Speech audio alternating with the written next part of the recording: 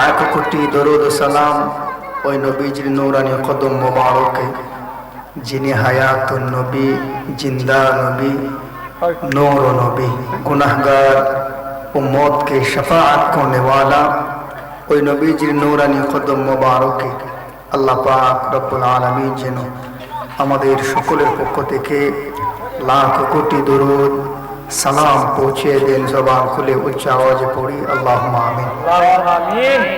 সম্মানিত আমার প্রিয় ইসলামী ভাইয়েরা, রাস্তাঘাটে, দোকানপাটে, অলি গলিতে, বাড়িতে যারা বসে আছেন, মেহেরবানি করে আল্লাহ এবং রাসূলের মহব্বত নিয়ে কোরআনের মাহফিলে চলে আসুন। আল্লাহ পাক রব্বুল আলামিন যেন আজকের এই কোরআনের মাহফিলকে কবুল করেন। সকলে জবান খুলে উচ্চ আওয়াজে পড়ি আল্লাহুম্মা আমিন। আপনারা জানেন আজকের মাহফিলের প্রধান অতিথি, মাহফিলের বিশেষ অতিথি, প্রধান বক্তা সহ অনেকেরই নাম রয়েছে। সকলের প্রতি শ্রদ্ধা ও সম্মান রেখে, সকলের প্রতি ভালোবাসা রেখে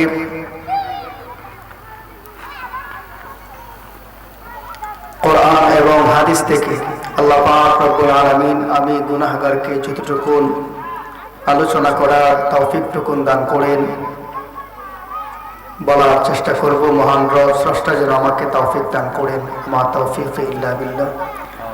সকলে জবান খুলে উচ্চ আওয়াজে পড়ি আলহামদুলিল্লাহ। আলহামদুলিল্লাহ। আমি পবিত্র কোরআন থেকে একটা আয়াত তেলাওয়াত করেছি। সময়ের দিক লক্ষ্য রেখে আমি কোরআনের ছোট্ট একটি আয়াত আপনাদের সামনে উপস্থাপন করেছি। এই আয়াতের নিরিখে আনুষঙ্গিক প্রাসঙ্গিক কিছু কথা বলার চেষ্টা করব। আল্লাহ পাক আজকের এই মাহফিলের উসিলায় যারা পরিশ্রম কষ্ট করেছেন, কোরআনের মাহফিল সাজিয়েছেন,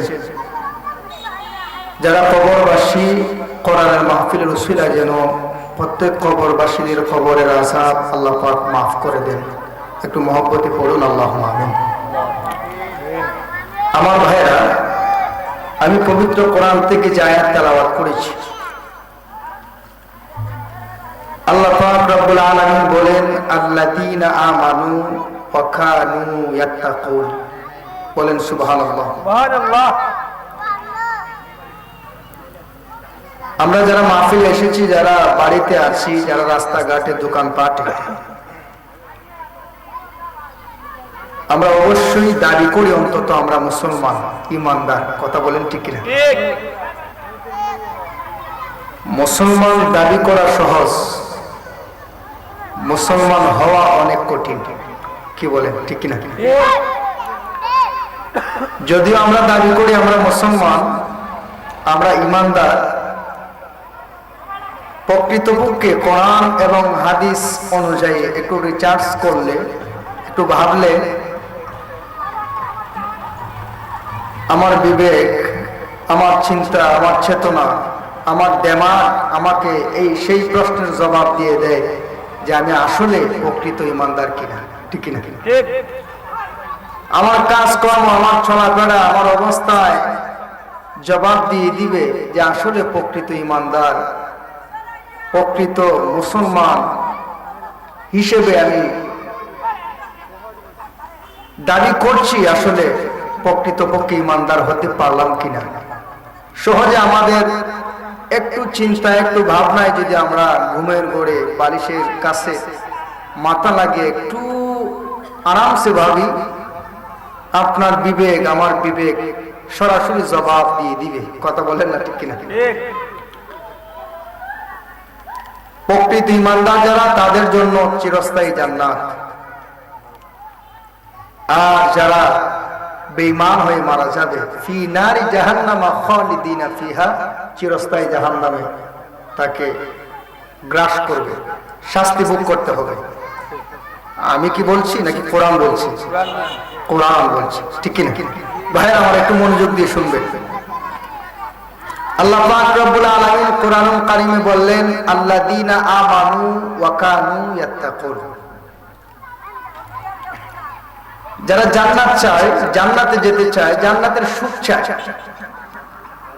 কবরে শান্তি অনুভব করতে চায়, আল্লাহ বলেন তোমার ঈমান, তোমার আকীদা যেন ফ্রেশ থাকে, পরিষ্কার হয়।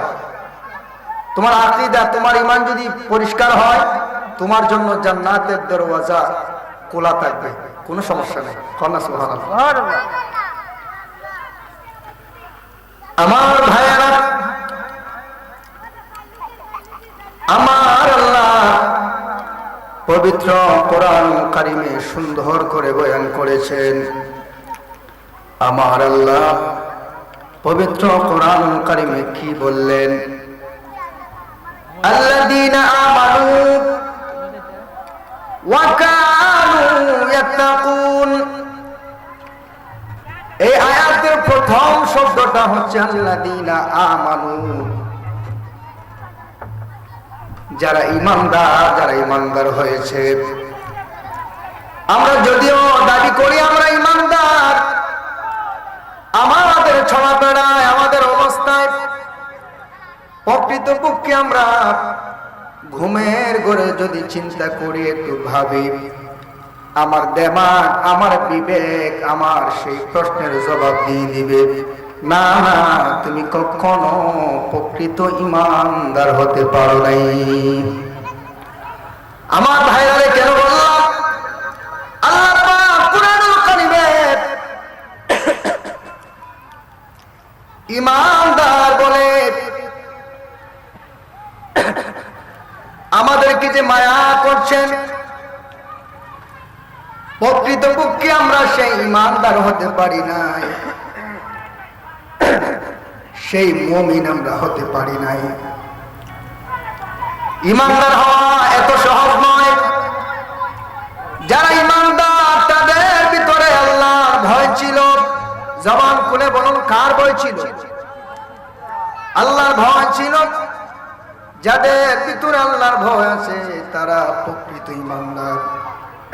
আর কাদের ভিতরে আল্লাহর ভয় ছিল? যাদের ভিতরে আমার আল্লাহ এবং রাসূলের মহব্বত ভরপুর ছিল, আখিরাতের চিন্তা যাদের কলিজার ভিতরে ছিল, সেই হচ্ছে প্রকৃত ঈমানদার। আমার ভাইরা, শুধু তাই নয়, ঈমানদারের কয়েকটা লক্ষণ আছে। ঈমানদার যারা, তাদের কয়েকটা লক্ষণ আছে। দেখবেন ঈমানদার যারা হয়েছেন তারা কখনো মানুষকে তার জবান দ্বারা কোনো মানুষ আঘাত পায় না। যারা মুমিন, প্রকৃত ঈমানদার, তাদের হাত দ্বারা কোনো মানুষ আঘাতপ্রাপ্ত হয় না গো। যারা প্রকৃত ঈমানদার, তার পায়ে দ্বারা কোনো মানুষ কষ্ট পায় না। প্রকৃত ঈমানদার যারা, তার চলাফেরায় কোনো মানুষের অসুবিধা হয় না, কোনো মানুষের সম্পদ লুটপাট করে না। অনেক টাকা, অনেক সম্পদের মালিক হওয়ার পরেও অন্যায়ভাবে সে ভয়ঙ্কর রাস্তায়, জঘন্য রাস্তায় ব্যয় করে না। কথা বলেন ঠিক কি না? যারা ঈমানদার, কোনো মানুষের হক নষ্ট করবে না, কোনো মানুষের হক মেরে খাবে না, কোনো মানুষের জমিন জোর করে দখল করবে না। যারা ঈমানদার, চুল পরিমাণ তার ভেতরে কোনো রকম অহংকার থাকবে না। যারা ঈমানদার, কোনো মানুষের সমালোচনা তার জবানে থাকবে না। যারা ঈমানদার, তাদের জবান থেকে শুধু রহমতের, আমার আল্লাহ এবং রাসূলের আদর্শের কথা বাহির হবে। জবান খুলে বলবেন না ঠিক কি না? আমি কেন বললাম ঈমানদার হওয়া এত সহজ না? বর্তমানে যদি আমরা তাকাই, আমরা দেখতে পারি যারা আমরা ঈমানদার, ঈমানদার বলে চিৎকার মারি রে, বহুত মানুষকে কষ্ট দিয়ে, বহুত মানুষের আঘাত করে আমরা চলাফেরা করছি। বহুত মানুষের জমিনের আইন কেটে আমার জমিনটার আমি বড় করে ফেলছি।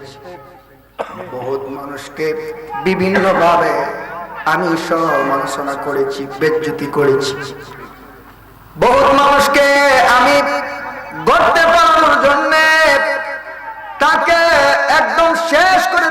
জন্য প্ল্যান প্রোগ্রাম করছি, কথা বলেন ঠিক কিনা?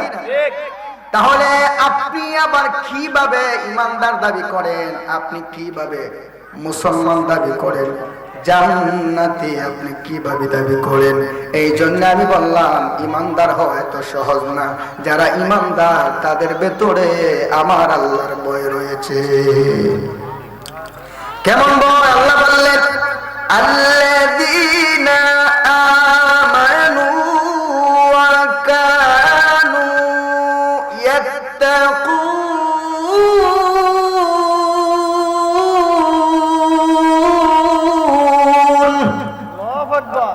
আমার আল্লাহ বললেন ওয়া কানু ইয়াত্তাকুন, তাকওয়াবান যারা হয়েছে তারা কখনো অন্যায় অপরাধ করবে না, তারা কখনো কোনো মানুষকে আঘাত করবে না, কোনো মানুষের সম্পদ লুটপাট করবে না, কোনো মানুষকে বিভিন্নভাবে তাকে সমালোচনা করবে না, বিভিন্নভাবে কোনো মানুষকে জোর করে তাকে বড় ধরনের ঝামেলার সম্মুখীন করবে না। আমার আল্লাহ বললেন যাদের ভিতরে তাকওয়া আছে, যাদের ভিতরে ভয় আছে, তারা অবশ্যই আমার ইমানদার, আর তারাই হচ্ছে জান্নাতি। জবান খুলে বলবেন না সুবহানাল্লাহ। আমার ভাইয়েরা, শুধু তাই নয়, ইমানদার হয়েছে আপনি। আপনার পরিবেশ যখন আপনার সিচুয়েশন চলে আসবে, দেখবেন এমন একটা পরিবেশ যখন আপনার সম্মুখীন হয়ে যাবে, আপনি মিথ্যা কথা ছাড়া আপনার বাঁচার কোনো পথ নাই। এরকম পরিবেশ হয় কি হয় না? দেখবেন আপনার এই সিচুয়েশন, এই পরিবেশটা যখন আপনার সামনে চলে আসবে, অটোমেটিক আপনি আপনার জবান দিয়ে মিথ্যা কথা বলবেন। কথা বলেন ঠিক? আমার ভাইয়েরা, যাদের ভিতরে ভয় আছে, আল্লাহর ভয়, যত বড়ই কঠিন পরিবেশ হোক না কেন, তারা কখনো এই কঠিন পরিবেশে কে ভয় করে না, মোকাবেলা করেই চলে। কথা বলেন ঠিক কিনা?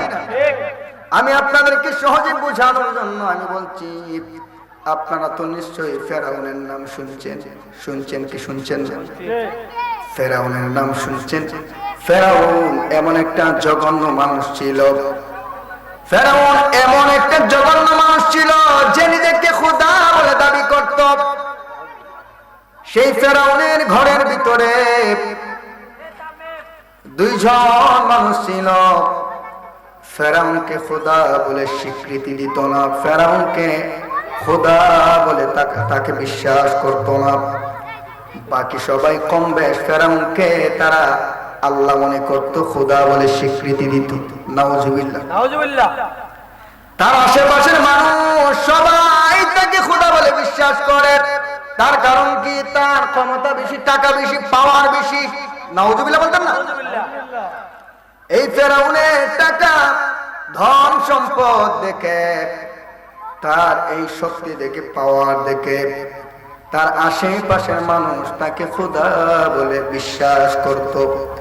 ফেরাউন আল্লাহ বলে নিজেকে মানুষের কাছে প্রচার করত, অথচ তার ঘরের ভিতরে দুইজন মানুষ তাকে খোদা বলে স্বীকৃতি দেয় নাই। আল্লাহু আকবার।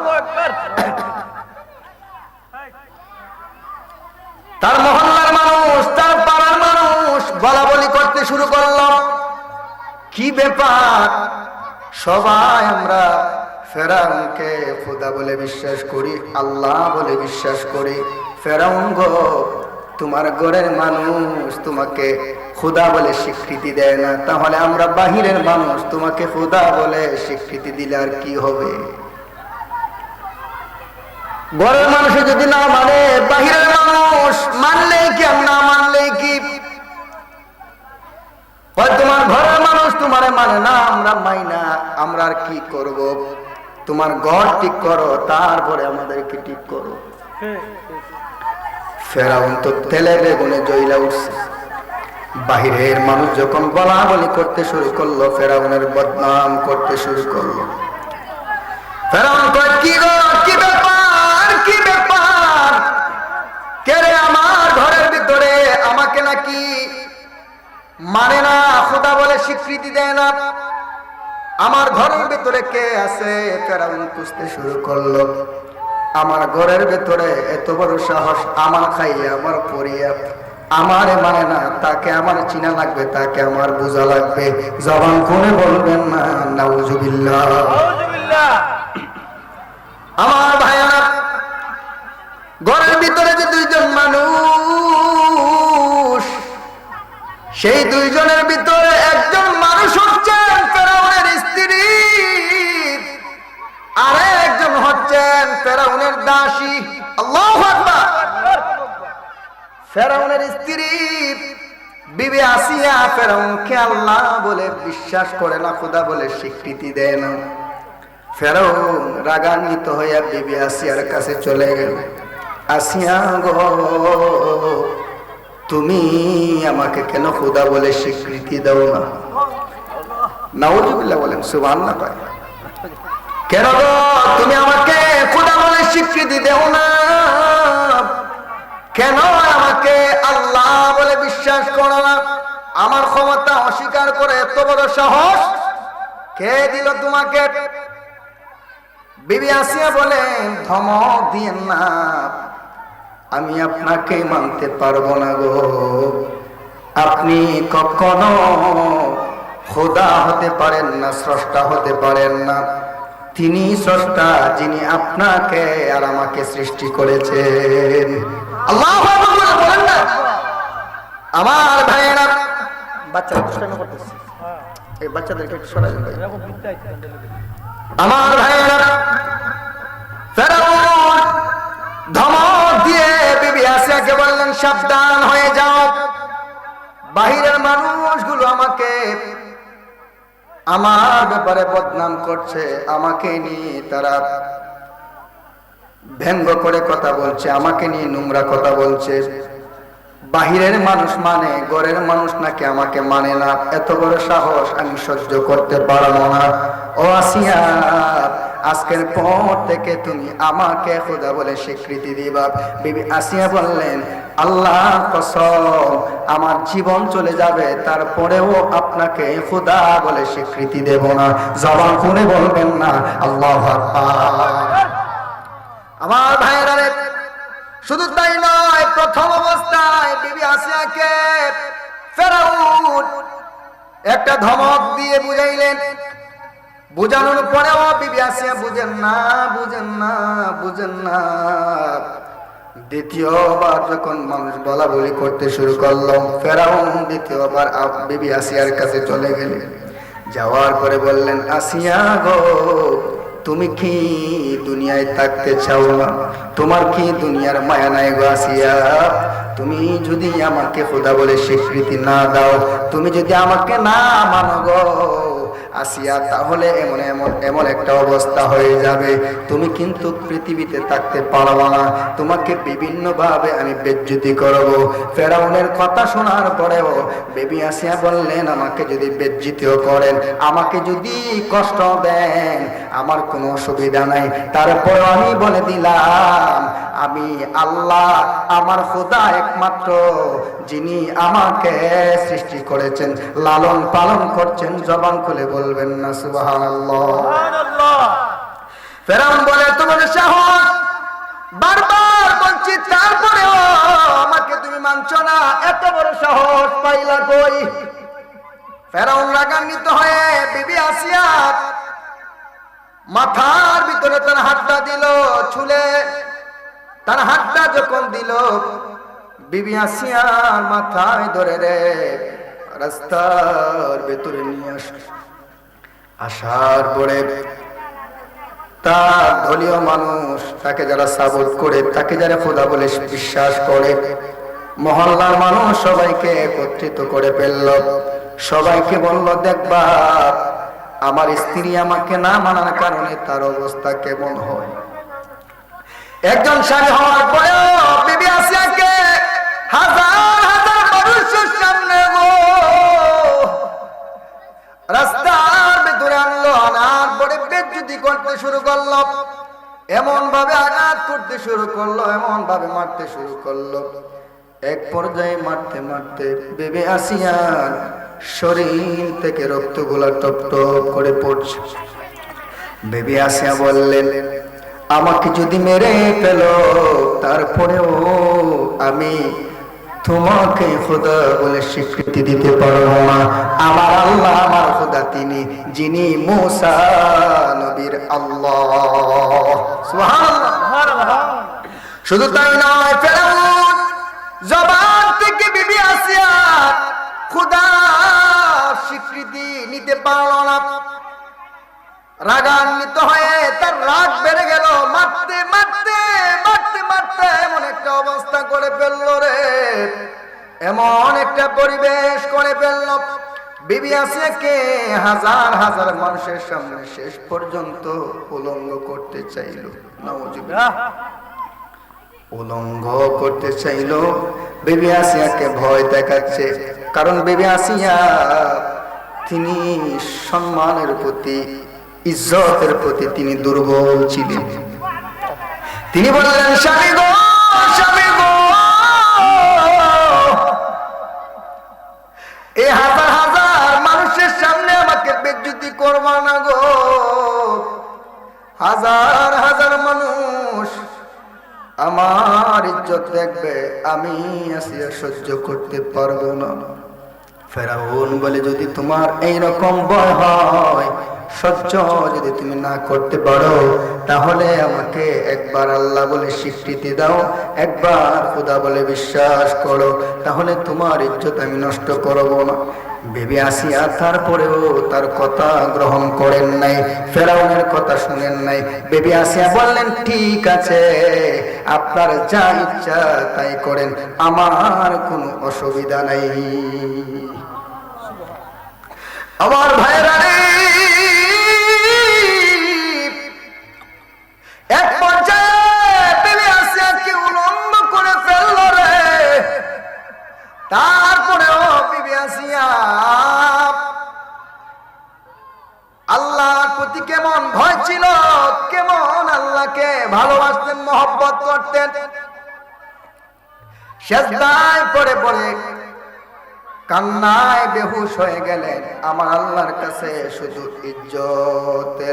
ইজ্জতের জন্য আমার আল্লাহর কাছে বারবার শুধু ইজ্জত ভিক্ষা চাইলেন। সেজদায় পড়ে কান্না করছেন, আল্লাহ, ও দয়ার আল্লাহ, ও মায়ার আল্লাহ, আমি আসিয়ার সমস্ত কষ্ট আপনি দেখতেছেন গো আল্লাহ। আমি আসিয়াকে বেজ্জতি করার জন্য কত চেষ্টা করা হচ্ছে, আমাকে আঘাত করা হচ্ছে, আমার শরীর থেকে রক্তগুলো টপ টপ করে পড়ছে। আল্লাহ, তুমি তো সবকিছু দেখছো, সবকিছুই দেখছো।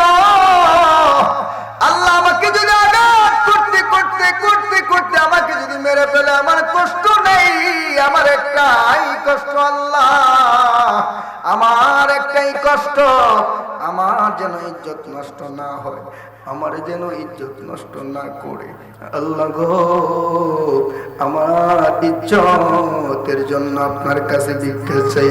আল্লাহ বললেন, জিবরাইল, ও জিবরাইল, তুমি কই গো, যাও যাও, আমার আসিয়ার কাছে যাও, জান্নাতি একটা পোশাক লইয়া আমার আসিয়ার গায়ে জান্নাতি পোশাক পরাইয়া দাও। জবান খুলে বলবেন না সুবহানাল্লাহ, আর আওয়াজ করে বলেন না আল্লাহু আকবার। কখন তোমাকে যদি ভুলি, হেদায়েতের আলো জ্বেলে নিয় কাঁচ তুলি, টাই দিও হে প্রভু, টাই দিও ও হে প্রভু, তুমি দয়াবান, তুমি রহমান, তুমি মেহেরবান।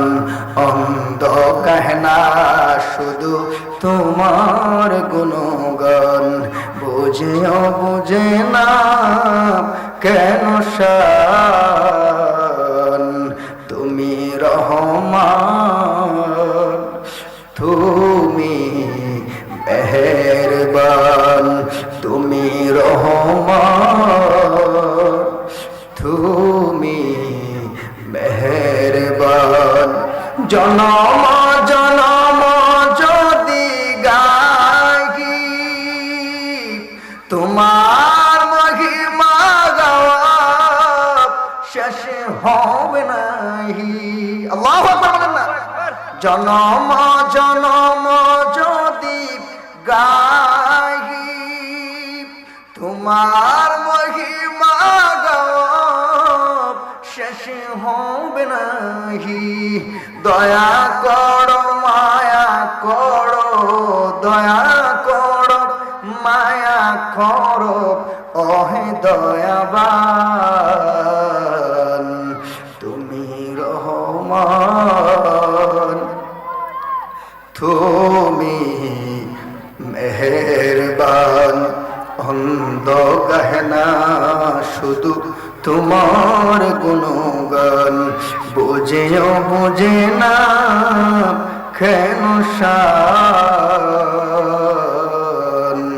তুমি রহমান, তুমি মেহেরবান। একটা জবান বন্ধ রাখবেন না, জবান খুলে বলুন সুবহানাল্লাহ। সুবহানাল্লাহ। আমার ভাইরা শুধু তাই নয়, ফেরাউনের এমন একটা অবস্থা করে ফেলল, বিবি আসিয়াকে এমন ভাবে নির্যাতন শুরু করলো। বিবি আসিয়া নির্যাতনের শিকার হওয়ার পরেও ওনাকে হাজার হাজার মানুষের সামনে যখন ওনাকে উলঙ্গ করে ফেলবেন, বিবি আসিয়া বললেন, আমাকে যদি উলঙ্গ করা হয়, বেজ্জতিও করা হয়, তারপরেও আমি আপনাকে খোদা বলে স্বীকৃতি দেব না। কারণ খোদা তিনি, যিনি আপনার খোদা আমার খোদা, যিনি রিজিক দিচ্ছেন, যিনি আমাদেরকে লালন পালন করছেন, যিনি মুসার আল্লাহ, তিনি হচ্ছেন আমার আল্লাহ। জবান খুলে বলবেন না সুবহানাল্লাহ। সুবহানাল্লাহ।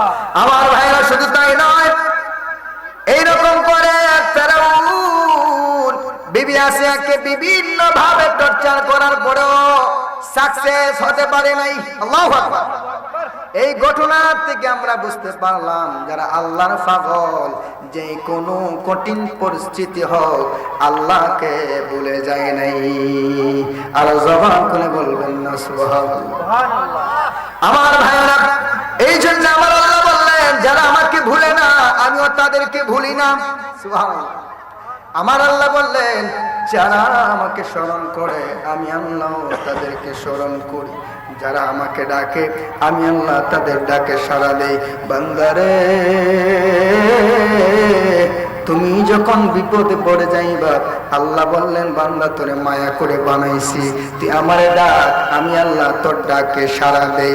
আমার কাছে যখন আসবা আমি আল্লাহ তোমার ডাকে চলে যাই। আমি আল্লাহকে যখন কান্না করে সিজদায় পড়ে, যখন আমি আল্লাহকে ডাকো, আমি আল্লাহ তোমার এই একটা ডাক আমি হাজার হাজার বার আমি আল্লাহ তোমার ডাক নাকি গ্রহণ করি আর স্মরণ করি। আল্লাহু আকবার। এত মায়া করেন যারা প্রকৃত ঈমানদার। আমার আল্লাহ বললেন, যখন আমাকে ডাক দেওয়া হয় আমি আল্লাহ তখন তার ডাকে সাড়া দেই। বান্দা যখন বলে, আল্লাহ আমি বড় ধরনের কঠিন রোগে আক্রান্ত হয়ে পড়লাম, আমাকে চিকিৎসা করেও আমি সুস্থ হচ্ছি না, আল্লাহ বলে, বান্দারে আমি আল্লাহ তোমার সমস্ত অবস্থা বুঝতে পারি, আমি শুধু চাই আমি আল্লাহর কাছে একবার তুমি চাইবা, আমার কাছে চাইবা। বান্দা যখন আমার কাছে চায় আমি আল্লাহ বড় ভালো লাগে। জবান খুলে বলবেন না সুবহানাল্লাহ। সুবহানাল্লাহ। আমার ভাইরা রে, যদি আল্লাহ মায়া না করতেন, মহব্বত না করতেন, আমাদের অবস্থা কেমন হতো, কেমন কঠিন হয়ে যেত। আল্লাহ যদি আমাদেরকে দয়া না করতেন, আহারে নিসুনপুরের মানুষ, আমাদের কেমন কঠিন পরিস্থিতি হয়ে যেত, এমন অবস্থা হয়ে যেত, গুনার দিকে তাকাইলে মনে হয় আমার মতো গুনাহগার আর কেউ নাই। তারপরে আমার আল্লাহ আমাদেরকে মায়া করছেন, মহব্বত করছেন, বারবার আমাদেরকে ডাকছেন, বান্দা আয় আয়, তোকে মায়া করি রে, মহব্বত করি, বান্দা আমার কাছে আয়, তোর কষ্ট একমাত্র আমি দূর করতে পারবো, আর কেউ পারবে না। তোমার মনের ভেতরে অশান্তি কাউকে বোঝানো সম্ভব না। আমার আল্লাহ বলেন, বান্দা আমার কাছে বলো, আমি সব কিছুই শুনছি। তুমি ঋণগ্রস্তে অনেক ঋণ করে বিপদে পড়ে গেছো, আল্লাহ বললেন, বান্দা তোমার সেই বিপদ আমি আল্লাহ যে কোনো কৌশলে, যে কোনো ভাবে আমি উদ্ধার করতে পারি। সাবধান, কোন মানুষের কাছে তোমার কষ্ট প্রকাশ করবে না। মানুষ ঠাট্টা করবে, মস্কারা করবে, কথা বলেন ঠিক কিনা? আল্লাহ বলেন, বান্দা আমার কাছে আসো, আমার কাছে বলো,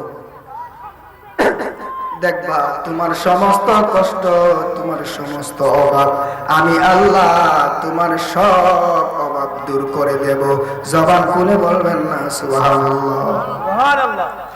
আমার ভাইরা, দেখবেন যাদের ভিতরে ভয় আছে, আল্লাহর ভয়, তারা সব সময় কোমল মনের অধিকারী হয়ে থাকে, কোমল থাকে, নরম থাকে, কথা বলেন ঠিক কিনা?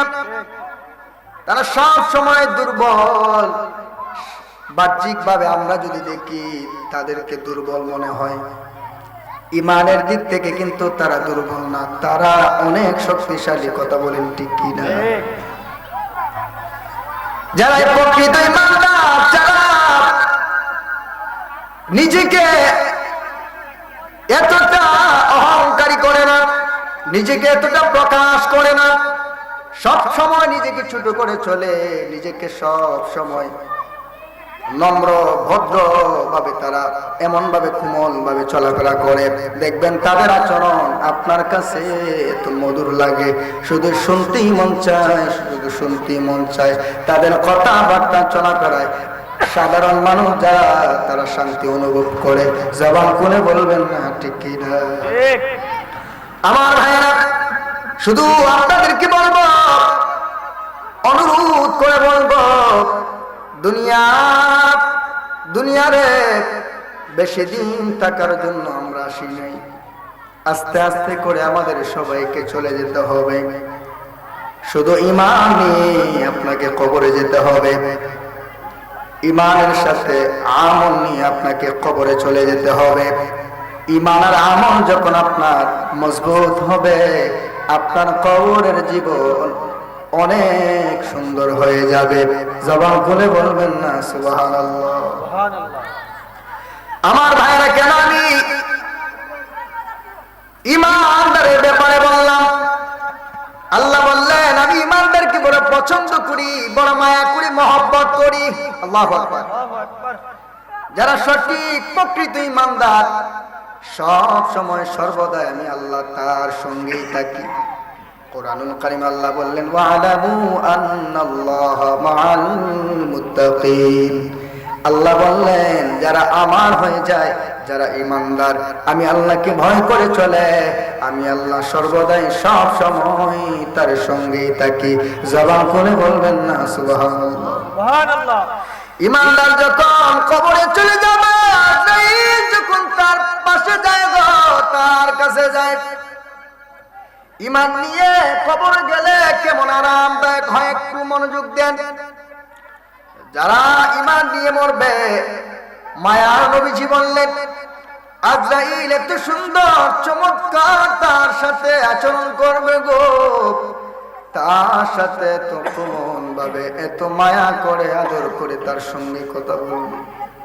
বেঈমানের সামনে যেইভাবে আজরাইল ভয়ঙ্কর সুরত নিয়ে যায়, ঈমানদারের কাছে এইরকম ভয়ঙ্কর সুরত নিয়ে যায় না। ঈমানদার, ঈমানের কত দাম রে! আজরাইল যাইয়া ঈমানদারকে সালাম দেয়। আল্লাহু আকবার। আল্লাহু আকবার। ঈমানদারকে সালাম দেয়, মহব্বতে কথা বলে। ইমানদারের জান এত মায়া করে কবজ করে গো, এত আদর করে কবজ করে। আল্লাহর নবী বললেন আজরাইল এত ভয়ঙ্কর, মানুষের জান এমন কঠিন ভাবে কবজ করে। মানুষ যদি বুঝতো রে, মানুষ পাগল হয়ে দুনিয়ার সব কিছু ভুলে যাইত রে। আল্লাহ নবী বললেন আজরাইল যখন আসবে গো,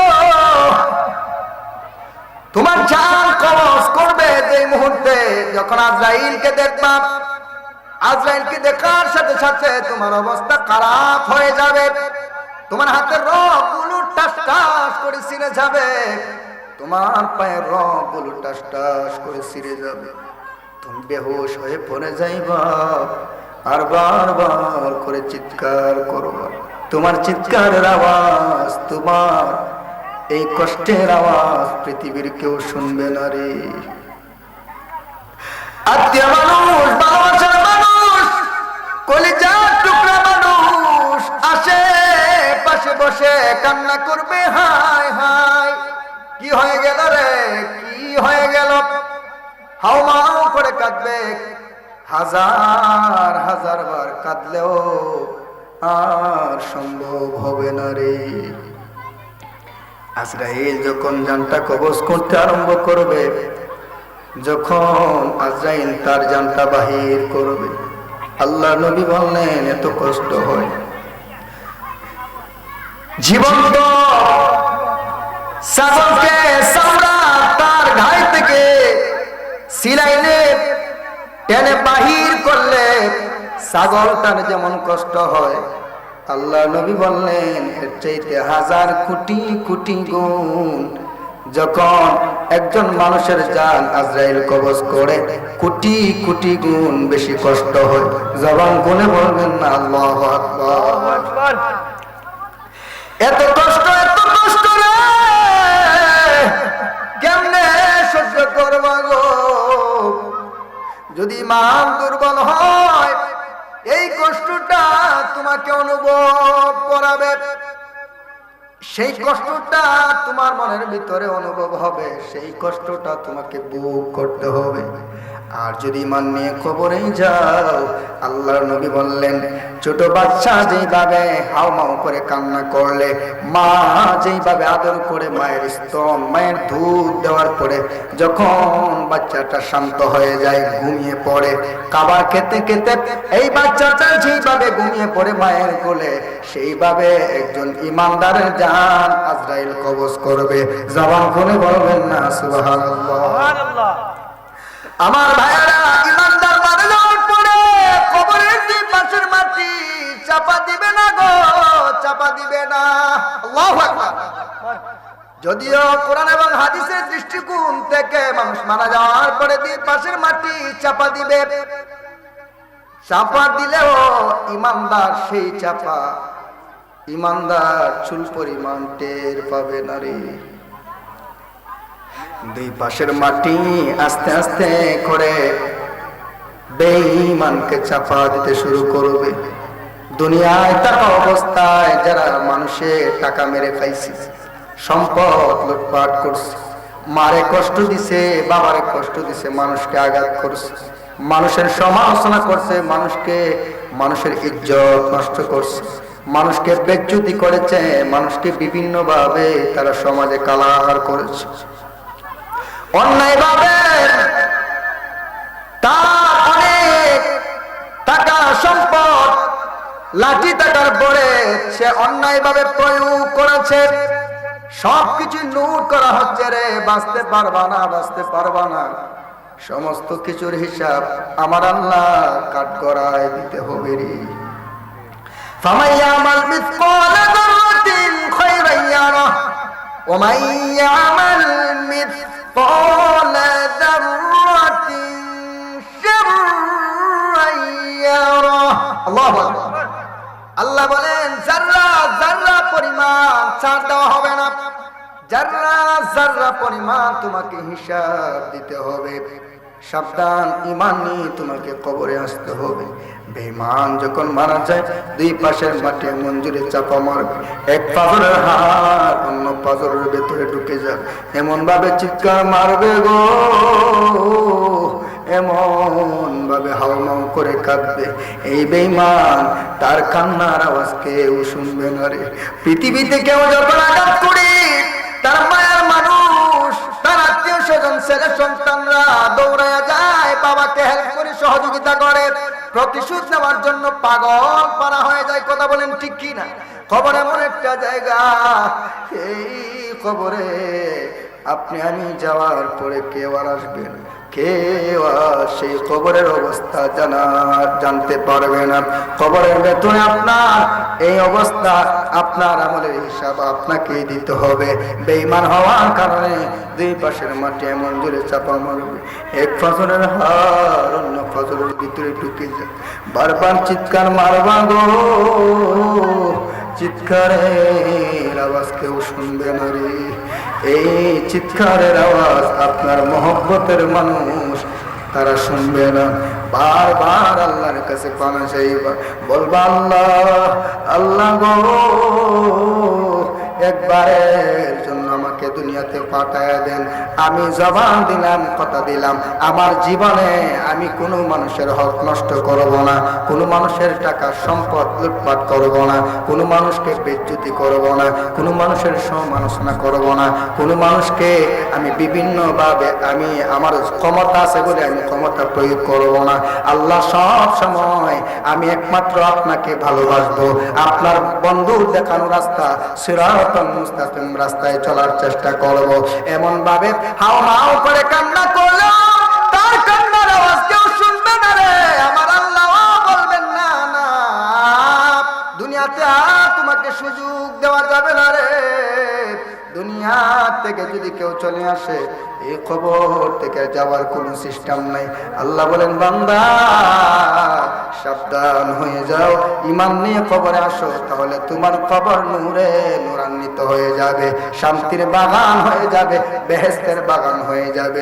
জবান খুলে বলবেন না সুবহানাল্লাহ। আল্লাহুম্মা সাইয়্যিদিনা মাওলানা মুহাম্মদ ওয়া আলা আলিহি